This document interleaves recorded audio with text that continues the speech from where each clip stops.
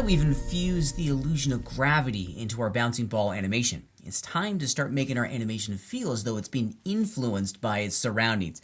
We're going to start layering on some squash and stretch poses into our ball to make it look like it's actually bouncing on the ground and being influenced and deformed by its environment. Squash and stretch does a great job of bringing this idea that our characters are full of life, that there is some sort of internal mechanism that's requiring or allowing our character to be influenced and bent and deformed by its surroundings. It's a great way to produce a whole lot of energy into our characters. So here's what we got so far. If we rewind, this is the animation that we have at the moment. I've gone ahead and cleaned up my graph editor, and I've established a really great illusion of it impacting the ground. The spike that we create down here in the graph editor gives us a springiness, and then these small little flattened out humps at the top of our curves kind of make it pause mid-air and then come down back down to the ground. So I'm happy with the illusion that we've created. It's starting to feel like it's being influenced by gravity. It's bouncing and then being weighted down at the top of the arcs.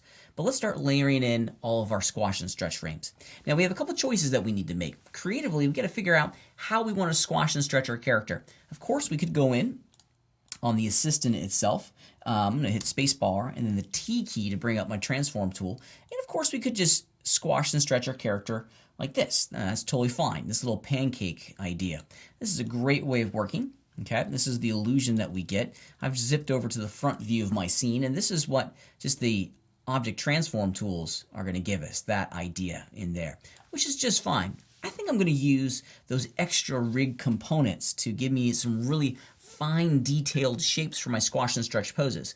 It requires me to look at my keyframing system a little bit differently. It's more complex, but the result is going to be way better, and it's going to give me a lot of control over how the environment is going to deform the shape of my character. Okay, let's go and start the process here. I'm going to go, let's look at my front here. I'm going to go into my character, and over in my properties panel, I want to make sure that I go into the skeletal system and then click on this button right there to activate that second layer. And you're going to see all of these guys. These 5 new control surfaces show up inside of our scene, and these are the control surfaces that are responsible for deforming our shape. And we have a lot of really great fun opportunity in here to create some energetic poses that really kind of facilitates and reinforces the idea that this is a red rubber ball that's being bounced around inside of our scene. Before we get going though, we want to make sure that we're preserving this default shape at very specific locations. If you take a step back and think about this shape, we know that we want this shape to be what the shape of the ball looks like at the top of the arcs, right? The bottoms of the arcs, where it's impacting the ground, the shape is going to be very, very different. So I'm going to go in and establish a great keyframe structure for this pose first, and then we'll go back and look at all the impact poses. Okay, let's get to work and do it real fast. I'm going to go to frame 1 here. I'm looking at my scene from the front, and we have an unfortunate problem here. This happens all the time. The camera, the icon for the camera, is sitting right in the way, and I can't really see my character the way I want it to. So I'm going to go to the top of my screen here and just turn off the visibility of my camera icon. We're not deleting the camera, we're just getting rid of its widget inside the scene. Okay, so I'm going to go and start working with all of these shapes first. I'm on frame 1 of my animation. I'm going to hit the Control Tab key downstairs inside of my timeline to make sure I'm working in the dope sheet, because this is going to give me a really great understanding of the location of all of my keyframes. And first things first, I'm going to grab that topmost control locator, and I'm going to do the exact same thing for the other 4. I'll do the first one for you. And I want to make sure that I'm in the bones properties, and I'm going to establish a keyframe for both X, Y, and Z. Let's do that for all of them real fast. You can also hit the I key. Let me show you how that process works. I got that control locator selected here. Hitting the I key is going to bring open this pop-up menu. And you can just click on location, and it will automatically put a keyframe for all 3 channels for location. So that's another handy-dandy way of doing it. Makes it go a little bit faster. Make sure I got them all here. Just do a good little double check. Make sure I got the one on the back too. I key, location, yeah, there we go. All right. So it's important that we get all, 6 of them. There's a top, a bottom, a left, a right, and then a front and a back. So here's a great way to make sure that you've keyframed all of them. North, south, east, west, and then front and back. Make sure you got keyframes for all 6 of them so that you're getting a very expected, predictable result. All right, so this is the shape that I want my ball to be in at the top of each of the arcs. So on frame 1, that's the top of the first arc. It's technically off screen, but that's okay. We don't see it, but it is at the top of the arc. On frame 14 on my animation, this is an impact pose. We're going to deal with that second, okay? That's the second pass. But if we go forward here to frame 26, this is the pose, or this is where the ball is going to be at the top of its second arc. So I want to make sure that I have keyframes for all of these. And let's just do location keyframes for all of them. I had all 6 of these selected. So when I hit the I key and shows location from the popover menu, it put a keyframe there for all of them. Okay, for me, frame 37 is an impact frame. And then frame 45 is another arc, top of the arc frame. So once again, location. Let's just find all of them real fast and just block it out real fast. We want to make sure that we're only putting location keyframes in this. Your graph editor and your dope sheet is going to get really confusing if you're keying both location, rotation, and scale. That's a lot of information to manage. So the fewer the keyframes, the better. All right, so we've now keyframed in and we've retained the shape. We've defined the shape of what the ball is going to be at the top of the arcs. Let's do the exact same thing for that squash pose, that impact pose instead of our timeline. Now, luckily for us, I can see that on frame 14, I have another keyframe, and I can visually see in the timeline that the ball is striking and making an impact on the ground itself. So I know I'm in the right spot. Let's go in and take a look at how, zoomed in too far, at how all of this is going to work. So now what I'm going to do is that I'm going to go in and grab that one, that one, that one, and that one. And I can't forget the back control locator as well. I'm going to grab everything except the bottom one. Here's a great little trick. Because right now, if we did a box selection, I don't think that I've grabbed them all. Let's do this. Here's a great keyboard shortcut. This little icon inside of our 3D viewport is going to allow us to toggle the X-ray mode, which will allow us to select through the geometry to any object that is behind another object. Let's toggle it on real fast. And now, if I grab them all, yeah, I'm still not getting the ones that I want, and that's okay. You got north, west, and I'm not getting the back. So I got to make sure I'm getting back. Let's put the X-ray back off again. Now to make sure that I have the back on, there's a couple things we could do. We could go and just orbit and select the back, or you can hit this button inside your dope sheet. This button is going to turn on and off the visibility of the keyframes for just the selected objects. Now I want to make sure I grab the south in there too. So I want all of them basically, I want that one, I'm holding down the shift key and clicking on them. I just don't want the south, because the south is, of course, the very bottommost one. So for these, let's add another position keyframe, or we can just grab them, since we got the auto key system on, and we'll grab them and, move them down. Looks like I didn't grab that top one. Let's try this again. That's okay. I'll just grab the top one manually.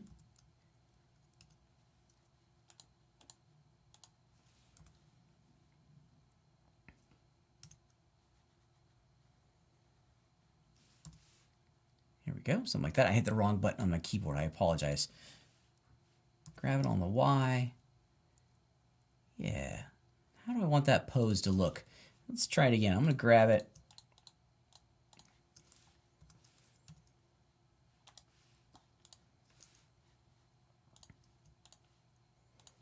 Can't forget the back.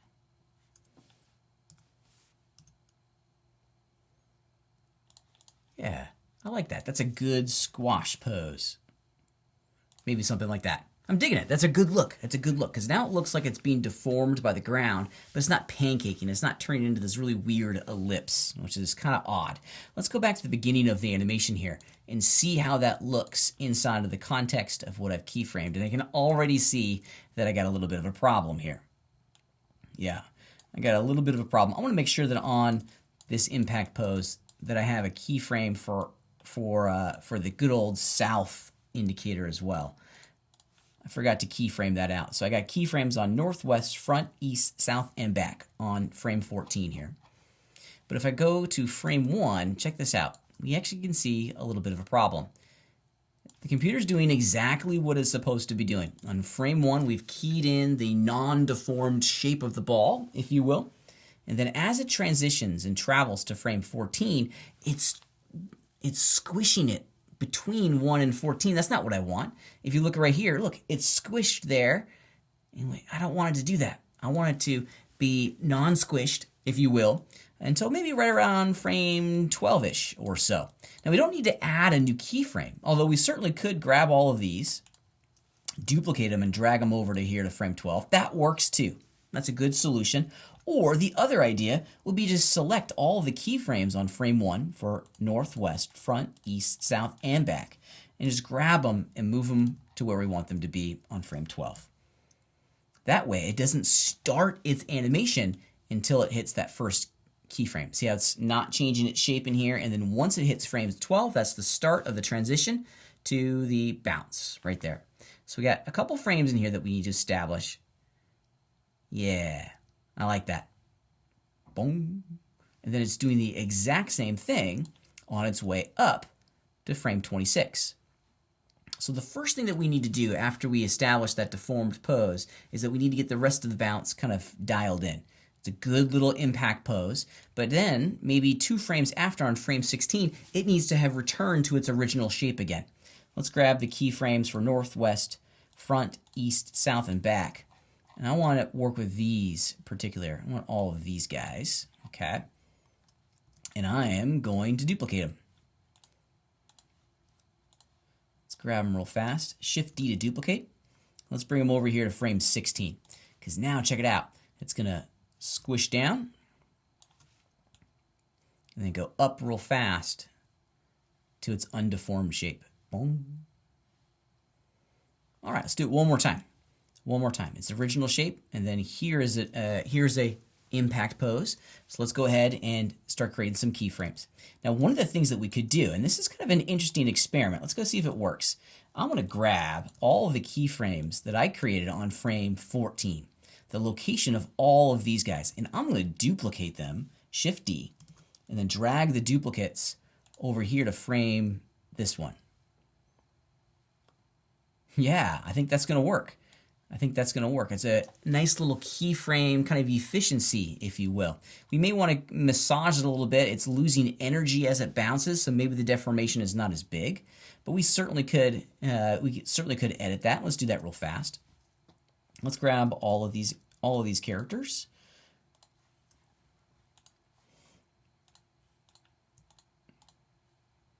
There we go. Grab them along the z-axis. Maybe just not as deformed. Yeah, that way we're kind of producing the idea that it's losing energy. Yeah, I like that. Okay, cool. So once again, we have the exact same problem that we had at the beginning, that we have an undeformed shape here at frame 26. Then as we travel into that impact pose, it's interpolating between these 2 keyframes. So we'll duplicate the pose that we had at the top of our arc, Shift D, and bring it to frame 35. That way it's holding that pose until boom. All right, let's go back into our camera view here and see what we get. I think it's starting to look pretty great.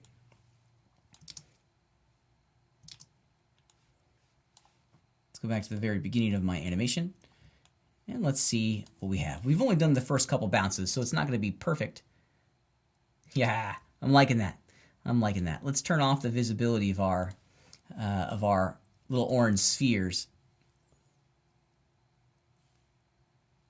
Those squash and stretch frames do such a great job of producing the illusion that the environment is deforming our objects by having it smash and change its shapes when it impacts the ground and then return back to its undeformed state.